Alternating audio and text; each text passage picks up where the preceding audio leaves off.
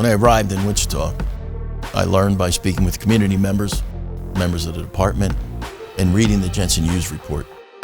And one thing that was common from all three sources was this department did not have a single unified crime strategy. And I realized that it was my job to do just that.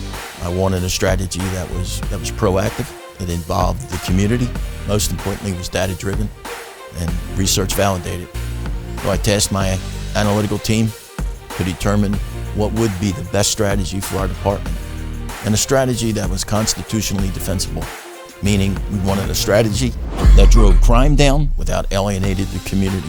And they came back to me, and with risk-trained modeling, they felt that it met all of the parameters that I was looking for.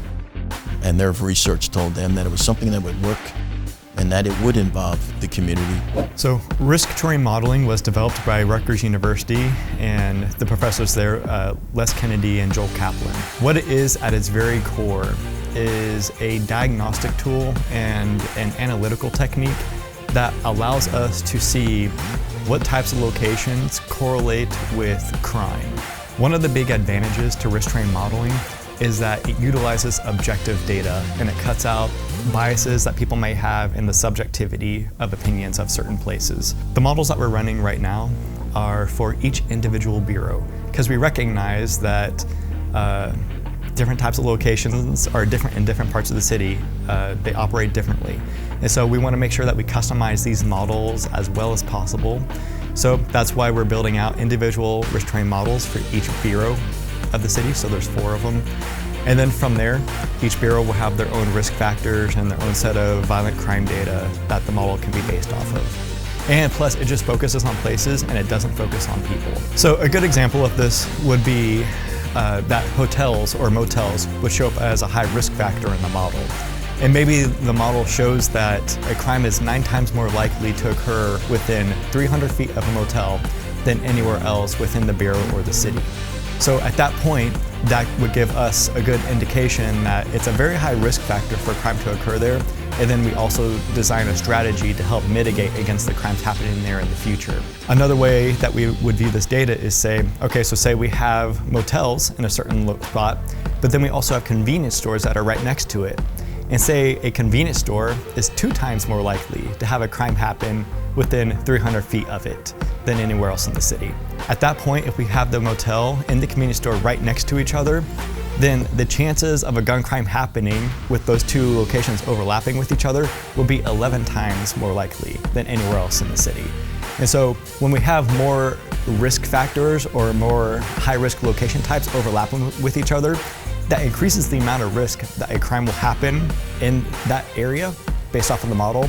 And then from there, we can funnel resources to that area to help make sure that the environment is not right for violent crime to be occurring there.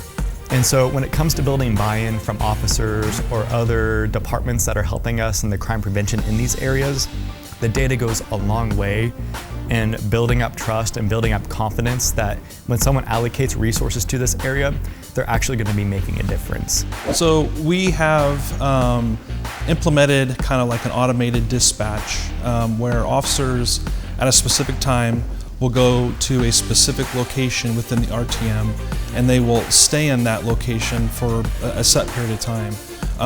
They will do proactive policing. They can get out, contact citizens, and just be a presence in that area to kind of help the crime that's going on in that area. How are things? Yeah. Just walking around, make sure everything's good, man. So, no problems today? Not since I've been in. Okay, good enough. I used to be a primary beat officer for that area, so I'm very familiar with that RTM location. It was an area I patrolled for many, many years. Anytime we can have a reduction in crime in an area, it just helps the community. It helps people feel safe. They see our presence out there making a difference. And the overall reduction in crime is probably the #1 reason that we saw.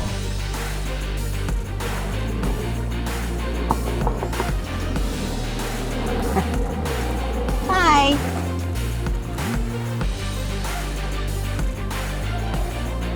Hey, I was just in the area and I noticed you sleeping. I just wanted to make sure you were okay. Mm-hmm. Okay. I had just driven by you a couple times, and I wanted to make sure there wasn't anything wrong. Before we started patrolling the RTM area, we went out and we contacted businesses. We disseminated flyers, let them know kind of what we're going to be doing. It was received very well. They welcomed our presence, and so further on, we attended our district advisory board meetings and disseminated that to our community leaders over the district advisory board. And it was received very, very well. They liked the initiative that we were doing, and it was received very, very well by the public. So I think part of being a police officer is wanting to make the community safer. And having that dispatch call to that specific location, it sends them to the area where we know crime is occurring. And being a presence, contacting citizens, and being a contributor of crime reduction, I think makes us feel really good. When you think about success in the community, what is that for you? It's two things. Obviously, I want to be able to demonstrate that we have driven crime down, that the statistics bear that out. So right now we're evaluating our early results after the first 120 days. We're very encouraged by what we see, especially in the East Patrol Bureau, but also in the other areas. But of course, we're looking at the data and we're making adjustments in the areas that we are covering, and when we're there and how long we're there and what we're doing while we're there. But my ultimate goal is to take this department strategy and make it a citywide strategy, to use a whole of government approach. And one of the ways we would do that, in addition to our internal weekly CompStat meeting, my goal is to have a bi-weekly or monthly city stat meeting. And that is where, in a similar format, we meet with the heads of all the different city departments that have a role in making risk-trained modeling work, but equally important, representatives of the communities where we are utilizing this strategy, so we can get their evaluation, their input, their suggestions, their ideas. Together we can identify what those drivers of crime are and what is the best way to go about addressing them. So we do it in a way that impacts the community in a positive manner and doesn't drive the community away. That's very important whenever you unroll a new crime strategy. You want it to be extremely focused. You want to use data and limit the number of people that you are coming in contact with, and that the community understands exactly what you're doing, why you're doing, what the theory is behind it, so they know that they are being served and not being policed.